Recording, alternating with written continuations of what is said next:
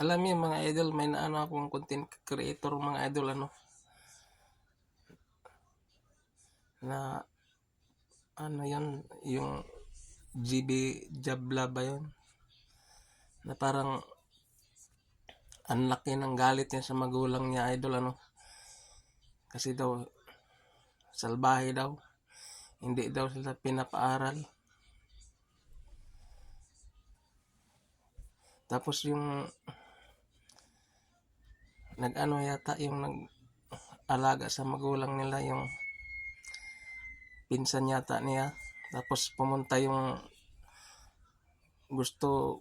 yung magulang nila sa kanila, ayaw nila kasi salbahe.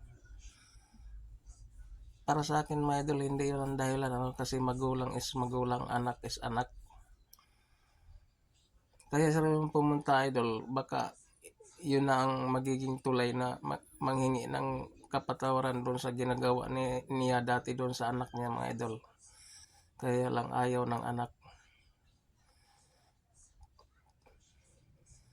Pero sa akin idol hindi yan ang dahilan na itakwil mo yung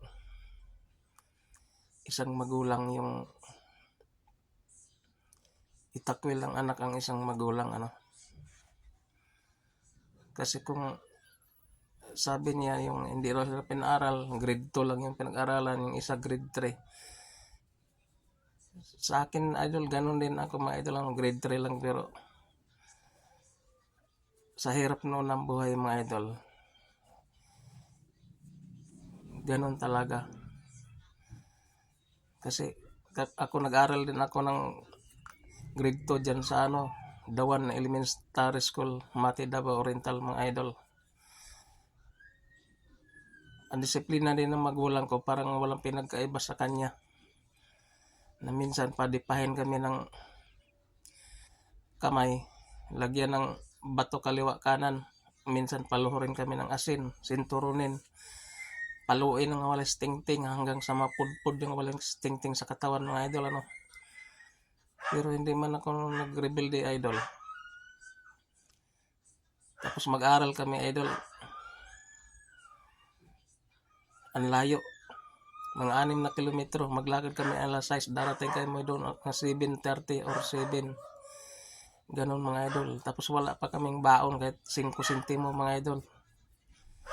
Yan ang totoo mga idol. Pero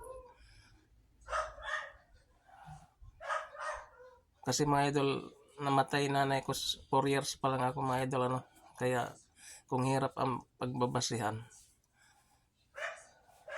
naranasan, siguro ang hirap ko na wala nang tutulad sa aking kahirapan na nadaanan mga idol Kami nag-aral dati mga idol, yung baonan lang namin mga idol, yung dahon ng saging mga idol.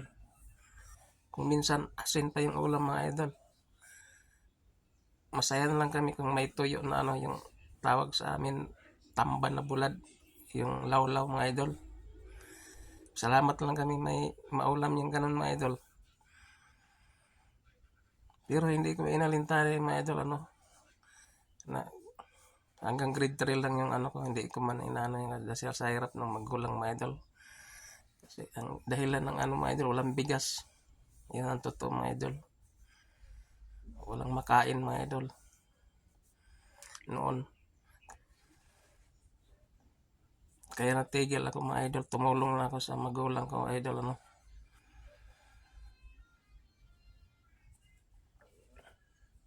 Kaya nga idol, yung hirap dati mga idol, yung ilaw mga idol, yung kuminsan walang pambili ng gas mga idol, yung suga tawag sa Bisaya mga idol. Yung bunga ng tangan-tangan mga idol, tutug-tugin namin mga idol.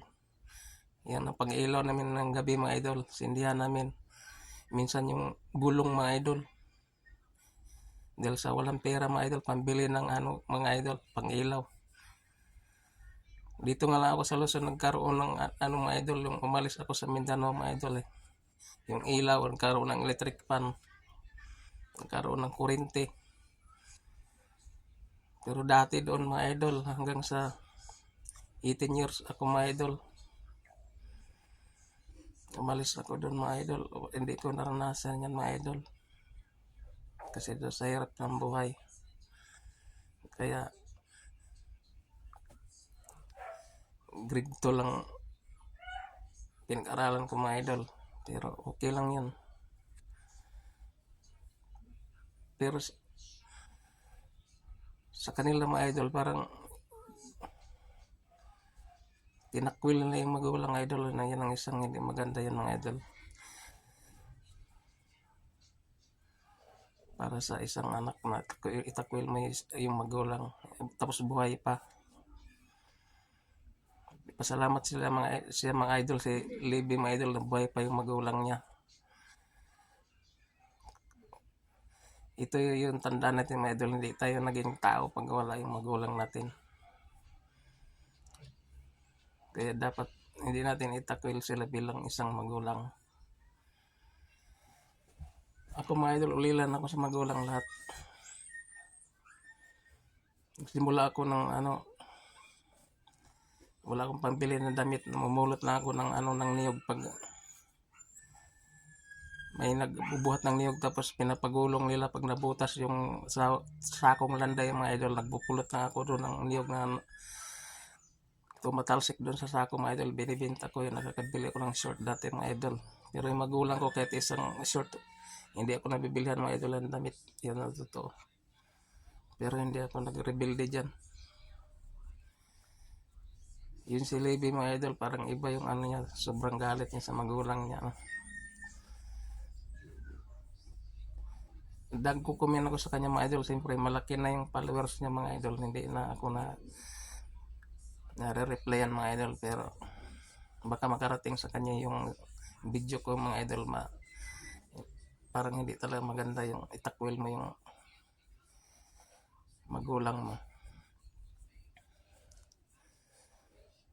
Kasi hindi siya, hindi siya nagiging vlogger kung wala yung magulang niya.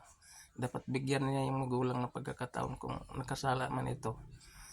Yung pumunta na sa kanya, nagsasabi papunta sa kanya, dapat hinayaan niya, baka yan ang tulay na manghingi ng tawad ng magulang niya mga idol. Ayun lang mga idol.